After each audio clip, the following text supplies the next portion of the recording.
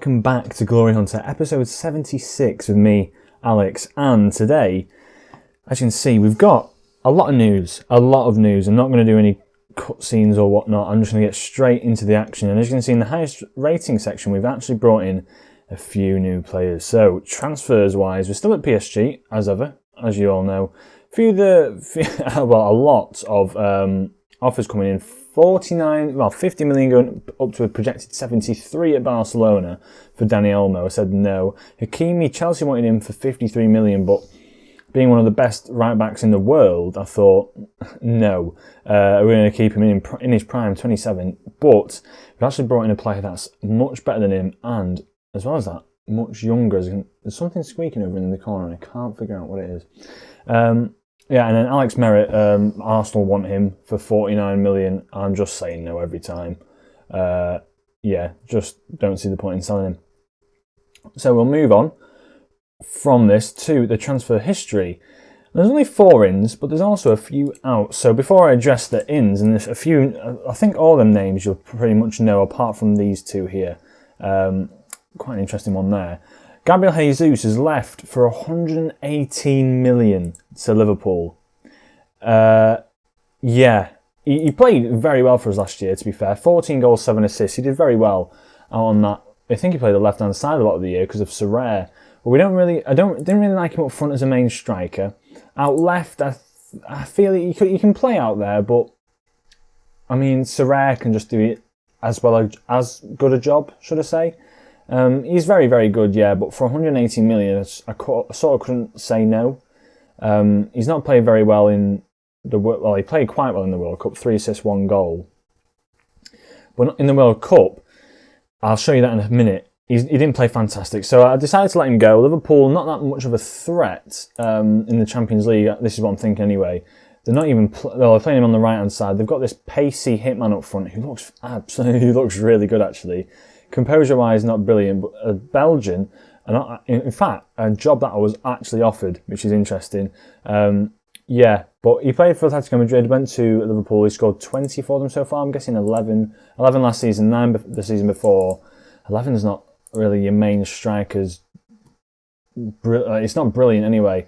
He's more of a pressing forward, he's got the finishing, he's got the free kick taking, he's got the first touch. It's just his dribbling, he's sort of lacks in, and the lower technical stats aren't fantastic either. Physicality-wise, brilliant, and then mentally, he's pretty good. So yeah, he looks like a good player. Vinicius Junior on the left, Kai Havertz, Fernando Luis, Grimaldo, Joe Gomez. In fact, that's a very good strong back 5. And then who's this new regen? They've got Van der Winden. And they've just brought in a replacement for Van Dijk near enough here, apart from the fact that he's a bit smaller. A very powerful centre-back. Yeah, he looks pretty good. Apart from his marking and heading isn't fantastic. But yeah, mentally pretty decent. 19 bravery is very good. So yeah, they're looking like contenders again this year. So yeah, I have to keep an eye on Liverpool. But yeah, Jesus has gone for 118 million.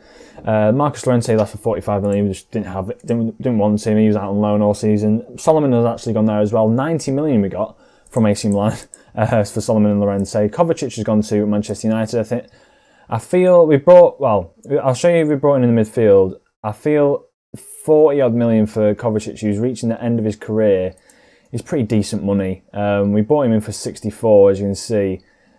We've had him for a number of years. He played very well last year, to be fair. Like a 7.5 rating is really good, and he is a very good player. So United have got themselves a great player just to rotate through. But the system I'm playing now, I'm playing a defensive midfielder, a DM as well as 2 CMs. Uar was playing better than him. I've brought in someone else. I just didn't see myself playing him as much. Ruben Neves was a bit better than him last year. So yeah, he's gone. He's a very good player, mentally really good, but physically I think he's going to start to decline. And yeah, he's reached the end of his career. 40 million for him is great money, really, I thought. Kimpembe's gone to West Ham. Edouard, actually, who we got in for 20 million, I want to say 20 million. I think 27.5 million. We've sold him on for 32. So we've already got the money back from him, really. Yeah, just not brilliant. Piatek's finally gone for 20 million, and then just some random players down here. Domingo's gone out on loan. As you can see, he's a very, very good player, but I've already got a lot of depth, to be honest. I've got a lot of depth. 3 stars, he could have fitted in somewhere. Decent centre back actually. Apart from the fact that he's only he's 6'2", so he could play centre back as well because his heading stat is brilliant. Yeah, jumping reach as well. But yeah, that's Domingos anyway. And on to the ins. So a familiar face from the Hall of Fame, Paul Pogba. And don't worry, I do remember from last episode or the season review. I will be showing you the trophy cabinet in a second. Barcelona. He played pretty well last year, not very well, and I thought for 30 million for a player that, Kovacic left at 32.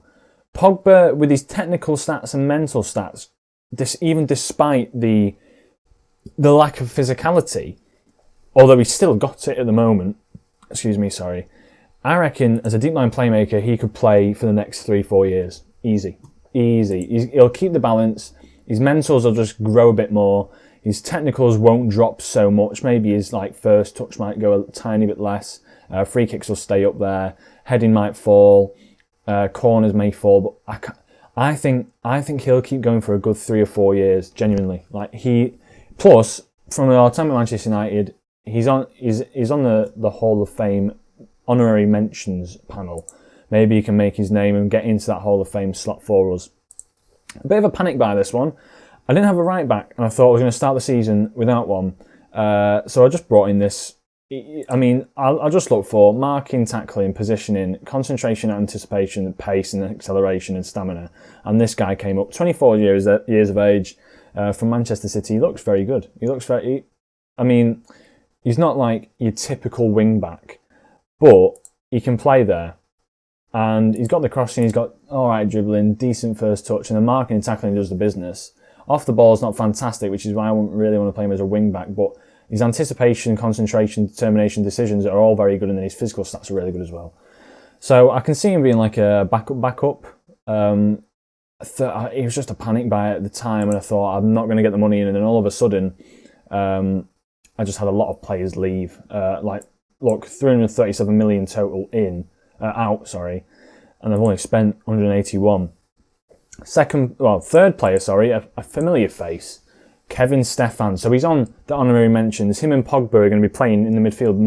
It's mainly Uar and Stefan, but it's going to be Uar, Stefan and Neves. Neves and Pogba sort of can rotate out themselves as well. But Stefan, we've managed to bring him in. We've paid 60 million for him. Now, for a player of this calibre, I'm not going to lie, he's probably worth about 90 million. For how good he is and how good he performs, 9 goals, 9 assists, 8 goals, 9 assists. First season at Napoli, he was sort of breaking into the game. And then, as you can see, the last 2 years, he's been so consistent, genuinely so consistent. Same average rating, 1 less goal, but more player of the matches. He sort of stole the show from Lecoq, which is impressive to do. So Stefan, he's come back into the side, 21 years of age, he's going to be here, I can imagine he's going to be here for a very long time. Still can progress as well. I think 23 is when it's near enough set stats then. But passing sort of on the lower side, but in terms of being a Met Salah attack, which I will be playing him on, long shots galore, first touch and dribbling's there, finishing maybe not so much, but the physicality stats and the mental stats are there. Well, they're really good. And then possibly the greatest signing I've made so far this year, Paul Brown.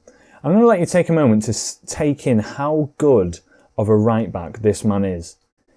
So 16 passing, 15 tackling, 17 technique, 16 positioning, 15 off the ball and 16 work rate, with then high decisions, high anticipation, great aggression to get on the ball, to get the ball back, great concentration, physical stats, where you want them, he's averaging 19, 18, so 17 pace, 18 stamina, 17 balance, 20 agility, 18 acceleration, 16 heading was an interesting one as well, and first touching, the crossing and dribbling.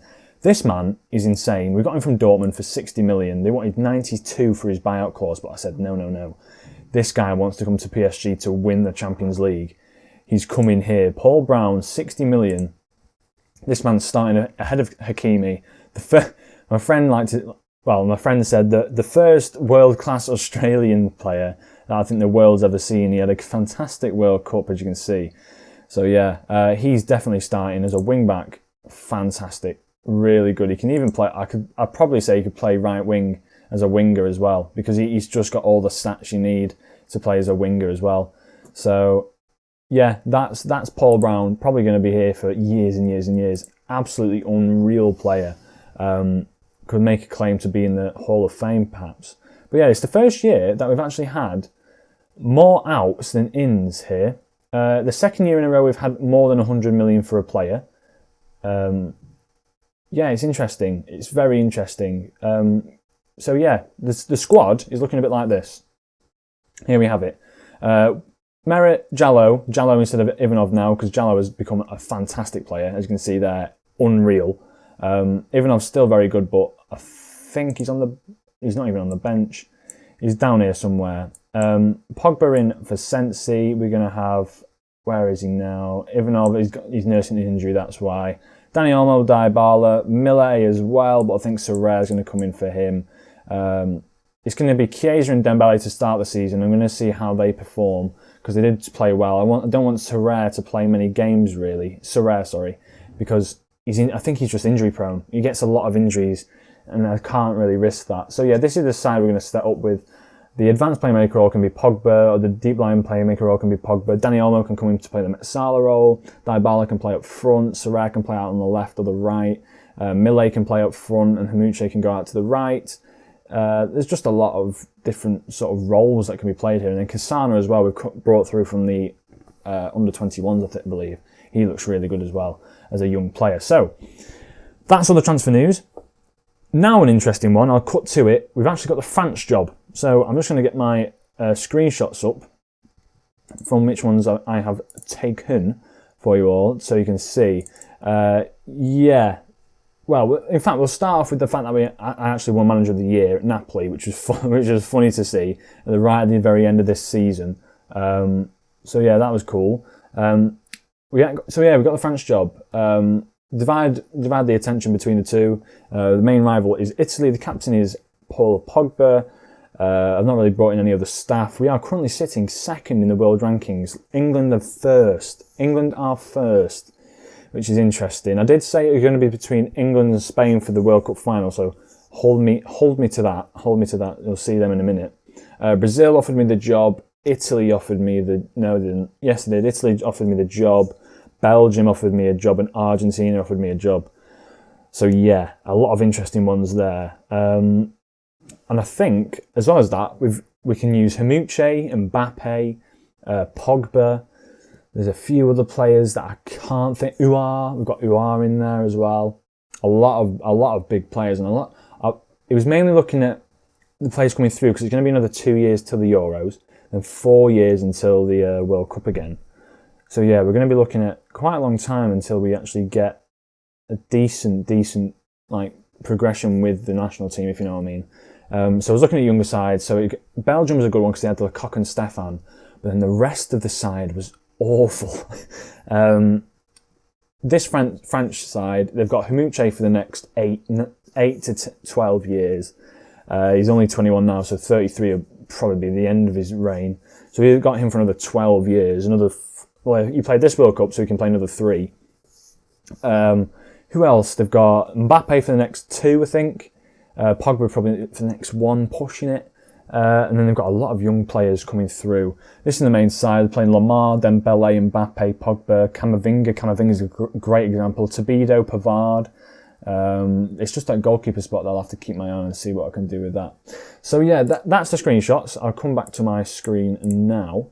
And what else was it? So yeah, we've got the France job, we've got that, and then the World Cup before we get into at the start of the game. So the France job's there. You can see all that's going on. I've not really made a tactic for that yet because it's not really in the forefront of my mind, although we do have Serbia and England up here. So the World Cup, as you may want to know, yeah, I said it was between England and Spain. I thought England would edge it. Spain edged it. It's an interesting run, to be fair. Quarterfinals looked a bit like this. Spain versus Italy. Spain managed to go through on penalties. France were nowhere to be seen. France went out. I think they went through here, and this is where I thought Germany were going to go out in this stage. And they went through to the second round. France won 4-0 against Senegal. Spain, and you can see all them going through there. Pause the video for yourselves. France went out against Turkey in extra time. Interesting game. Argentina went out to England, Spain beat USA, Ghana beat Croatia, Brazil beat Japan, Portugal beat Ukraine. Going through to the quarters, Ghana beat Brazil, which is why the Brazilian manager got sacked.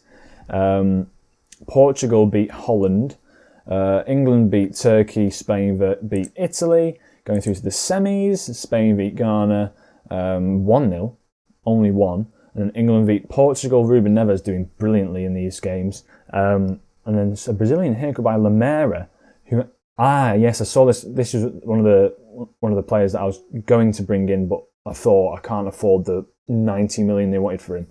And then England beat Portugal, and in the final, as you can see, well, I'll get the game up for you and show you who scored and what went on. So Spain went 1-0 up, and then England equalised in the 39th minute, and then Liam Glover injured in the 70th. Well, Zabalza, who on earth are you? Regen. Looked pretty decent from Barcelona. Barcelona regen, can't really fight them. And the Napoli forward, as you can see, the 19-year-old representing them up front. Yeah, it was a pretty good year for Spain. I thought England, as you can see here, Harry Kane up front, one of the best players in the world. Rashford out left, Liam Glover playing out right for in the middle. For some weird reason. I thought they might play him in a midfielder role. He's actually at Barcelona. Greenwood, Gary Johnson, who plays for Chelsea, he's very good as well. Lewis Cook, really good. Chilwell, Panzo, Twanzebe. Maybe the defence let them down, but yeah. Interesting to see. It was pretty good last game, to be fair. I didn't watch it, but it looks like a very good game. So yeah, that's the World Cup. So you're all updated. Everything's through now. Schedule-wise, it looks that's the French schedule, which we actually have. We'll probably have a France episode coming up soon. And then in terms of our schedule at PSG, this is what we're looking like. So we did actually lose to Marseille. I think that's for a second year in a row, isn't it? No, we were beat by Lyon on penalties. So we went to penalties again against Marseille, where I think did we dominate the game? We didn't even dominate the game. It was just not a fantastic showing, really. Chiesa didn't have a great game. We just weren't attacking. Brown missed a penalty on his first kick for us, and yeah, they just won. But in terms of games going forward, we've got a nice little run in Lille and Monaco. We're probably going to be the main rivals at this point. Then we have the Champions League group stage and whatnot as well. Marseille, I think it's quite nicely spread out again. Running into the end of the season, I mean, the last 8 games, you've got Lyon and Marseille to play, and I think that's really going to be the hardest 2 games. So yeah, Marseille and Lyon, we've just got to keep our eyes on. Lille haven't really done much in the market. But yeah, I'll play a game for you today. We've got RC Lens. I'm going to let you just watch the teams play, see how they do.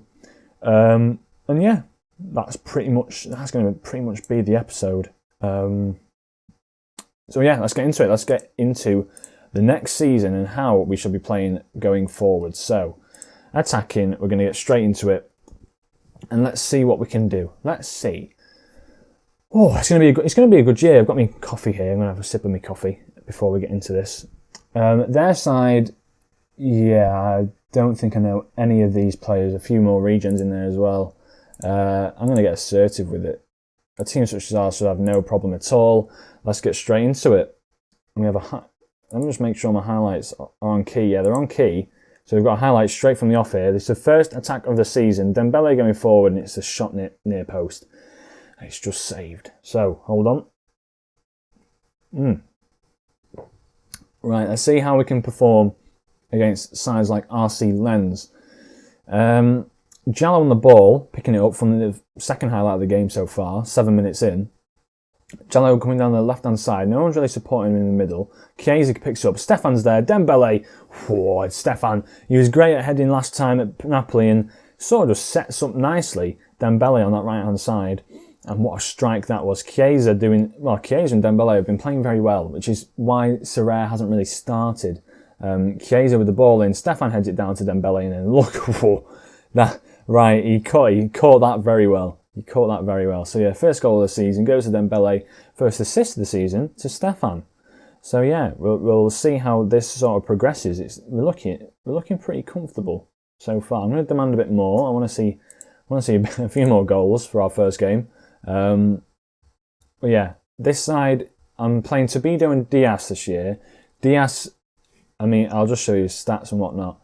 He's very good. He's very, very good. Could be a bit better at heading, but I mean, I'm not going to really argue with it. And then Tobido at one point last year was a world-class defender. Stats-wise, he is world-class. So you just need to stick with him. As Haymanager at the near post, and he bags his first. Chiesa with his first assist as well. We're looking good. We're looking good so far, I've got to say. Uar picks up the ball. I think he leaves it to Ruben Neves, who pings it out to that left-hand side. I love him in that deep line playmaker role. Chiesa to Haymanager. And Haymanager sticks it in the back of the net. He shoots with his left, he shoots with his right. When he sees the net he shoots on... I can't remember the chant. Whatever it is, he scored. He scored. Decent lad. Good lad. Right, Ruben Neves, ball in to the back post. Haymanager's there again. It's going to just get cleared off the line. And Chiesa picks it up. Can he find another crossing? He gets fouled.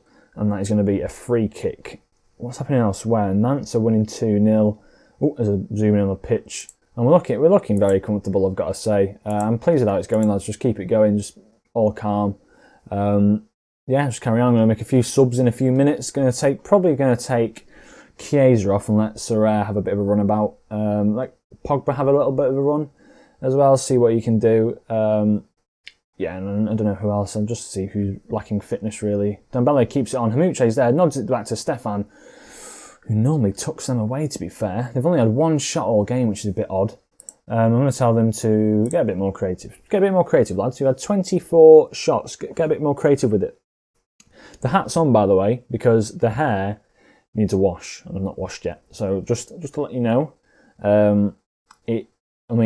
this whole self-isolation business, I think everyone's haircut is either been mowed off, or you're looking at like longish, greasy hair, because just nothing's getting done to them. It's just looking really long and grim. Chiesa's coming off for Sorare. And then, you know what, I'll let Dani Olmo have a bit of a runabout. Uar hasn't done much so far. I'll let him have a little bit of a go, see if he can do anything.